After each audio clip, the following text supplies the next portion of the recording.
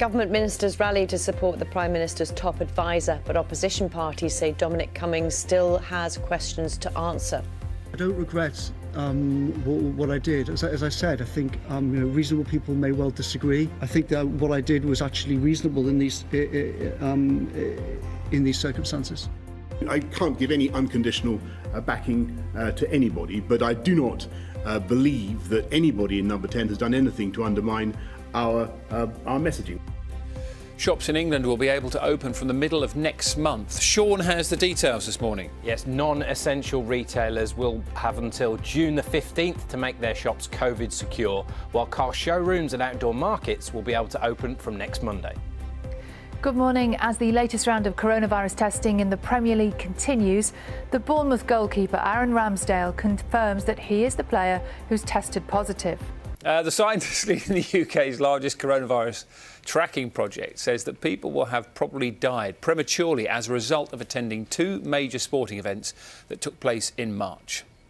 Professor Tim Spector from King's College London has analysed data from millions of volunteers across the UK. He identified Covid-19 hotspots following the Cheltenham Festival and Liverpool's Champions League match against Atletico Madrid.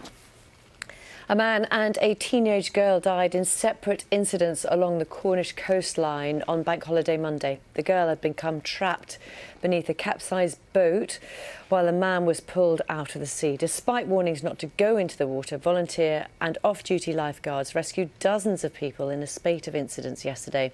Police said it had been a very tough day for local emergency services. I'm sure have a look at the front pages of the newspapers this morning, and the Daily Telegraph leads with the news that some shops in England will be allowed to reopen from the 15th of June, also featuring a large picture of Dominic Cummings with a quote from yesterday's press conference, "I don't regret what I did." Beneath an almost identical headline, the Daily Mirror describes Mr Cummings as shameless, they say, for refusing to quit or even apologise for his behaviour. The Daily Mail's headline, no apology, no regrets. It says the news conference was a rose garden roasting and asks how Mr Cummings can survive in his post in the face of what it describes as public fury. The story also features on the homepage of the Huffington Post, again under a large photograph of Mr Cummings. This is from yesterday's press conference. The quote is, "I do not regret what I did." The government is seeking to turn attention away from the Prime Minister's top advisor as they announce plans to further ease restrictions in England. Some opposition MPs are not fully satisfied with the Dominic Cummings explanation about why he travelled from London to County Durham during lockdown and will meet today to discuss the issue further.